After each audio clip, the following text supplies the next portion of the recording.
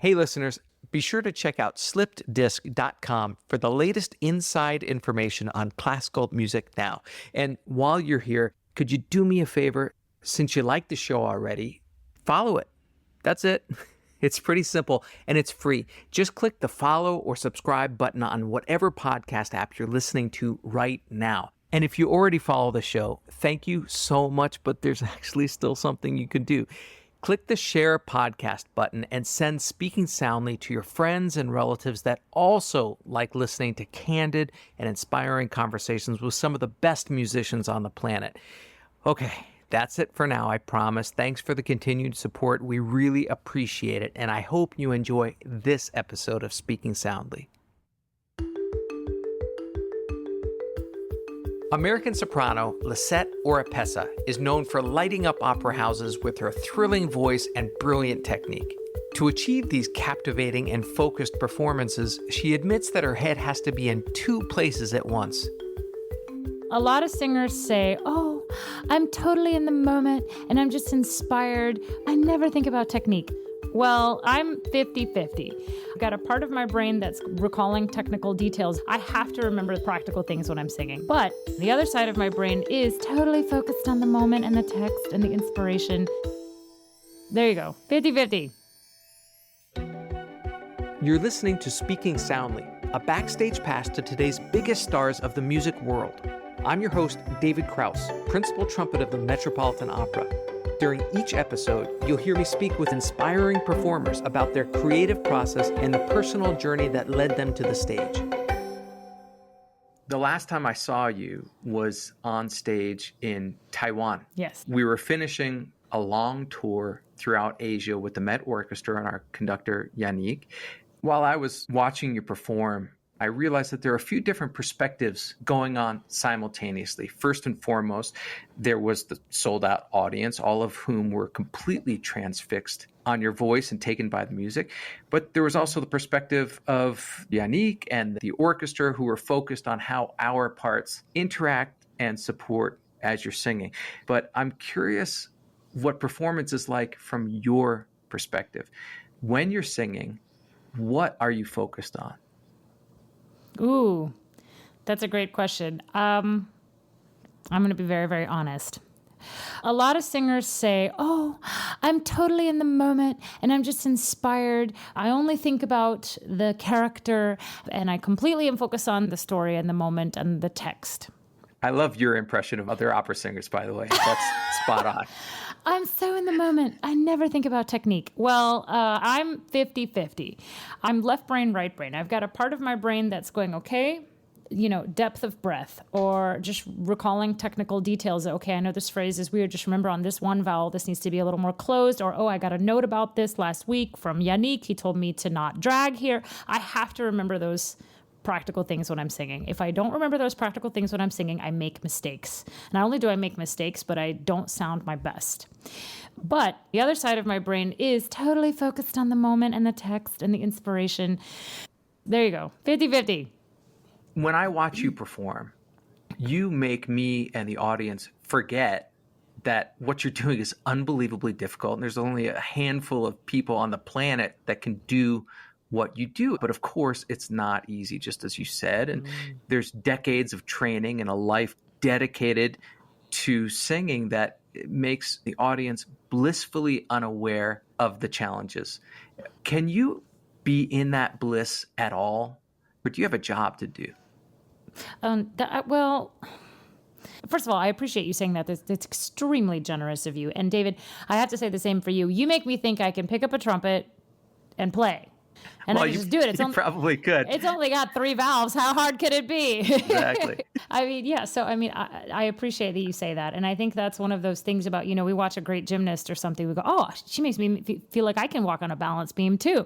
I could do a cartwheel, sure, and that's the idea. And you want people to forget about the hard work that goes into it.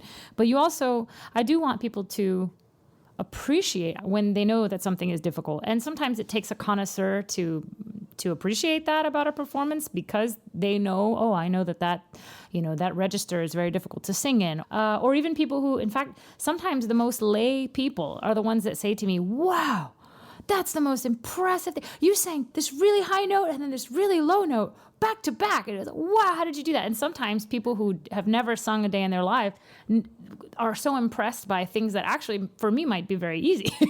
But that's fine. I'll take it. I do try, because the thing is, I do love music. If I got too caught up in the weeds of technical detail and precision and never being satisfied with anything, then I don't have a whole lot of fun, no. It's the tortured musician, I think. But I don't want to be that, because it's music and it is fun and it is pleasurable. And especially when you do something and you really feel like you did it, you nailed it, the audience liked it. That is the blissed out feeling. I live for that. It's like dopamine. You mentioned that inner self-critique. I know when I play, there's a constant neurotic dialogue of self-critique that goes on in my head. Sure. Sometimes I wish I could turn that off, but I think ultimately it's that inner critic that keeps me wanting to improve. Yes. How do you balance the self-criticism necessary in your business with the reckless abandon that is also needed? Is there a compromise point that you can find? Yes. And the compromise point is that no self-criticism is meant for self-harm. In other words, just because you're sitting there telling yourself, oh, that was out of tune. Oh, that wasn't very supported.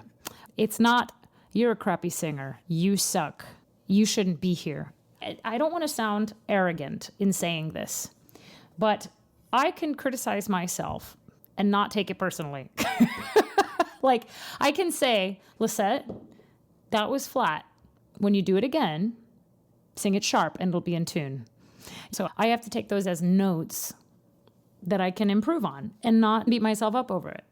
Because I never think, oh boy, that was just perfect. I couldn't have sung that any better. I think I've thought that twice in my entire life, maybe. There's always things that can be improved. Getting back to that tour, when we were in Tokyo, I somehow managed you to come out with a bunch of orchestra musicians to a bar. And it was my turn to buy round for everybody. So when I asked you what you and your husband want to drink, you said 2 ginger ales, please. And I thought to myself, you idiot. You invited an opera singer out to a loud dive bar the night before a performance. Her body is her instrument, and you offered her cheap tequila and chicken wings the night before she's about to sing. Oh, bless your heart. So, A, I'm sorry about that. B, Oh, no. are you just constantly aware of your surroundings and how they might affect your voice and your body? I mean, just being inside of a loud bar where everybody's like scream talking can take a tremendous toll on your voice. Yeah. I mean, David, I mean, people always, oh, singers are so neurotic.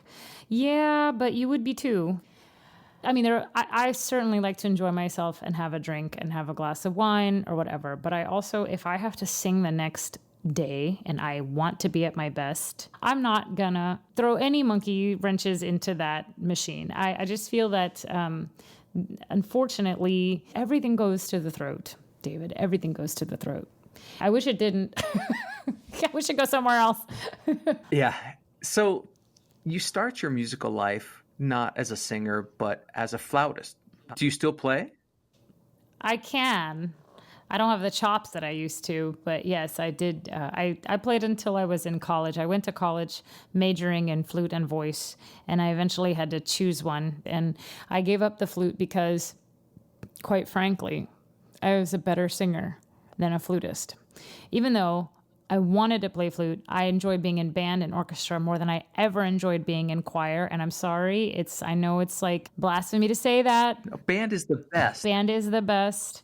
Your mom is a music educator and former opera singer herself. Did she kind of steer you toward singing as opposed to the flute? Like where was she in the middle of that? Oh, she's 100% pro singing. But opera was her thing. And I always thought, I want to do something else. I want to make music, but I want it to be my thing. And she never pushed me until I got to my last year of high school when my mom was like, just for giggles, could you just audition for the voice faculty, Lisette? Because I really think, You have such a nice voice. You would be happier singing on stage as a soloist. You're a singer. You're not a flute player in an orchestra. I was like, what? How dare you tell me who I am? I am 100% a flute player in an orchestra. I'm not an opera singer. And my mom, she was so nice about it, but she said, just sing for them. Here, learn this aria. And just to make her happy, I did it. And I auditioned for the voice faculty at Louisiana State University. And they were like, you have to sing. They wanted to pry the flute out of my cold, dead hands. They were very enthusiastic. They were very enthusiastic about my singing. And I think, and I just was very stubborn about it for like a whole year. I took a year to decide, and eventually I kind of went with it. And I was like, actually, this isn't so bad. I kind of like this. And also, I wasn't as good a flutist as I was a singer. Even though I had been playing flute and doing nothing but flute and living flute for my entire scholastic life, I was just a better. There's where talent comes in. I was just gifted. My mother is a singer. So I started to cultivate that. It sounds like your mother's singing was an early inspiration. Mm-hmm. What do you love about your mother's voice? It's the prettiest in the world ever. Well, it's comforting. My voice is just fine. My mother's voice is extraordinary. You grew up in Louisiana. Yes.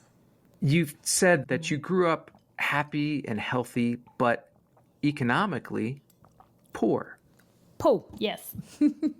When you're pursuing a life in the arts, it takes a lot of support. Obviously, you've had the emotional support necessary, but how did you manage, and your family manage, the financial support necessary to get the training, to fly to competitions, to buy the outfits needed to compete in those competitions and succeed in this world of opera? Well, I was lucky that I had all the people around me already. Friends and people who loved me and teachers and other students. We all kind of supported each other. But I had to have a lot of side jobs, I worked at church for side jobs. Every summer I would take side jobs. I taught lessons for extra money. I worked in retail for extra money. I would do whatever I had to do to earn extra money so that I could even try out for competitions. But I got very fortunate. When I went to do the Met competition, I kept progressing. And by the time I got to the point that I got to the New York stage where we would do the semifinals in New York, I had a couple of very sweet ladies from Baton Rouge who were supporters of the opera at LSU, at Louisiana State University. And they took me shopping and bought me a week, because I'd never been to New York. What the heck was I going to wear? And they took it upon themselves to take me shopping and buy me a gown and a week's worth of professional clothes, because all I had was LSU t-shirts. I mean, really. So they were very, very generous. Yeah, so I had that help. And then I won. And the winnings, the earnings from the competition helped me with all the next part. Moving to New York, so I got into the Met program. I auditioned for the Met program and they accepted me. So all of that money that I won helped me move to New York. And then I just did competitions, and that's what you do. You take side jobs, you do competitions. And if people are generous and kind, and can help you, it's wonderful. I was very lucky, very lucky.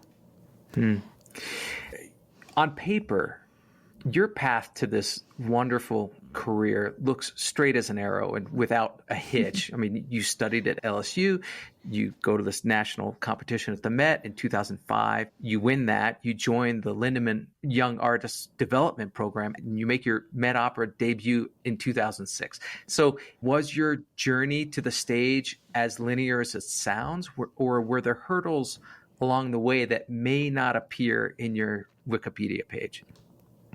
Well, it was more linear than a lot of people's can be. I have to be honest and say I got very lucky because I won the competition at a young age, because I was accepted into the program, and because I was able to make a debut at a young age. And that's all luck and work and, yes, sure, all of that, but also just fortune. I know that a lot of singers don't have that path. That's rare, and I understand that, and I appreciate that. of course, there were things I had to change. Like when I got to the Met, I had to lose weight because I was quite overweight, and I was told that was going to be my project. One of my projects for the program was that I was going to get myself into shape and continue my journey on that.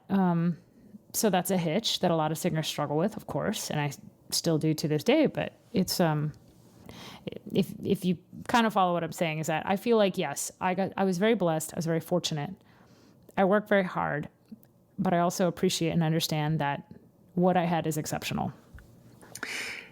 As an opera singer, you're on stage, you move as you sing, but as a trumpet player, my job is to sit for hours at a time as I play and teach. And about 7 years ago, I realized that if I didn't start exercising regularly, I'd gradually fall into this sedentary lifestyle and feel increasingly uncomfortable in my tuxedo that was getting tighter and tighter every season. So I started running slowly at first, really slowly, and then eventually progressed to a 5K and then a 10K and a half, and then finally to the New York City Marathon. And it's been a real positive thing physically, mentally, and musically as well. I know that you're an avid runner. You're famously athletic now. When did you start running, and has it affected your life in the same way that it affected mine? Well, first of all, I want to say congratulations on that amazing running journey. Thank you. I'm always so happy to meet other people who enjoy it. And it's a beautiful sport. And actually, it's a sport that I'm terrible at. I'm just consistent and persistent about it. But yeah, same for me. It became part of my weight loss journey. That's how it kind of started. My husband and I, we just said, okay, buy a pair of running shoes. Let's just try this. It's free. It's outdoors, and it can't be that hard. One foot in front of the other. And it was awful. It was so difficult. It was so hot. What is this? Why do people do this? Okay, well, let's just keep trying. And it's just one of those things that if you find a practical need for something, and you're the type of person that's like I am, persistent, resilient, and not willing to take it personally that I'm not good at something, I'm happy to just keep practicing. I will improve, because that's what happens when you practice. You improve. And hey, after a while, I can run for 10 minutes and not have to stop. Wow. Oh my God. I never thought I could do that. And next thing you know, after a few months, we're getting into it. We're joining athletic groups. We're joining running clubs. We're going to sign up for a race. This is the best thing that's ever happened to me. And then you get to a point somehow that's very blissful, and you start going, this is the greatest thing. And now I love it. It's a huge part of my life. Running has helped me breathe better. My alignment is better. I feel lighter on my feet. I feel a stronger sense of connection with my respiration. All that comes from physical activity. Well, as far as my career is concerned, had I not started running, honestly, I don't think it would have affected my career much at all as an orchestral musician. Do you think your career as an opera singer would be vastly different today had you not started running? Well, I can say a couple of things. Number one, if I hadn't gotten healthier, the career would have been a lot more challenging, for sure. Staging would be harder. Costume fittings would be harder. I even remember doing costume fittings when I was still overweight, the things that the costumers would say, the comments that they would make. Oh, well, she's going to need a different type of corset, or she's just not as compact, quote unquote, as the woman that had this costume before her. Of course, you hear these comments and they hurt your feelings. They make you feel like you're not a singer in that moment. You're just a fat girl in that moment. And that hurts, and that's hard. So there's the sense of, yes, I needed to be healthier, for my health, just my health in general. Of course, I was way too overweight for my height. I needed to lose weight anyway. My doctor was telling me, singer or not, Lisette, you need to lose weight. There was that. There was also my confidence, David. My confidence. Hearing things like that over time, you either have to build like a strong wall of resistance to it, which a lot of people do who are the size that they are and proud to be the size that they are, and they're strong about it. But I wasn't. I was very insecure about it. I was insecure about how I looked. I was insecure about how other people thought I looked. I was insecure about how I looked in costume. And of course, when I'm up on stage and I'm being looked at, not just listened to, but looked at, I'm thinking, wow, people aren't really liking what they see. Would I have had the same career? I have to be fair and say probably not. I definitely think losing weight and getting healthier gave me a boost, because your health is always going to make your voice better. Better health, better voice. That's 100% true. But also more confidence makes you a better performer. You feel less insecure on stage. You're not self-doubting. And you have to have that confidence. You're making your Carnegie Hall recital debut this season. Oh, yeah. What was your first experience at Carnegie Hall? Do you remember it? Oh gosh, yeah. I went to go hear a Messiah there. I love Messiah with all my heart. And I went to go hear it one holiday season. That was my first experience sitting in the audience in Carnegie, and I just was in heaven. It was the best experience ever. To sing on the stage of Carnegie the first time was when I won the Tuckers, the year that I won the 2019, when we did the Tucker Gala. And I got to come out as the winner. Yeah. Did you play at that concert? Do you remember? Yeah. Yeah, absolutely. So, yeah. That was my first time singing on the stage at Carnegie. Really great. Really something. And I'm very happy to be here. When you know that you're doing your Carnegie Hall recital debut, how do you even start to piece that together? What you're going to do? It's like, what am I going to bring to the moon when I fly there? That's a huge decision. How do you even begin to form that? Well, I knew that the season's theme this year was Latin American music and, composers and artists and stuff. And so I wanted to highlight my heritage, which would be essentially presenting music in Spanish of Cuban composers and Spanish composers. And actually, I had already, past couple of years, been accumulating repertoire by Spanish composers, because I didn't sing a lot of Spanish art song growing up.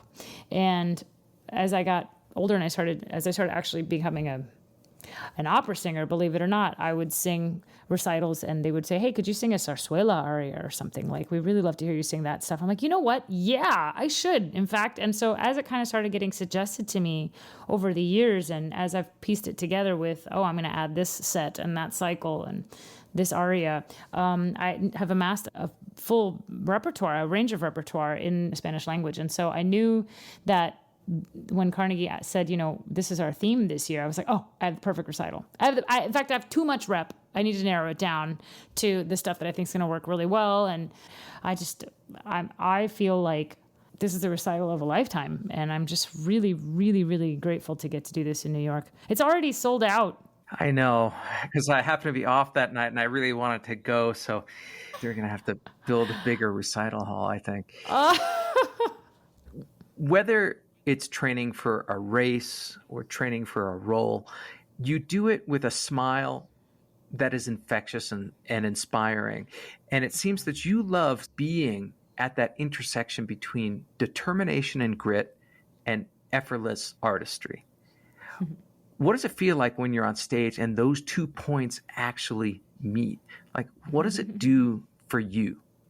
Dopamine, adrenaline, all those great things. Oh yeah, no, it feels fantastic. It's kind of like when you get to the blissful miles in a race, the ones that actually feel good.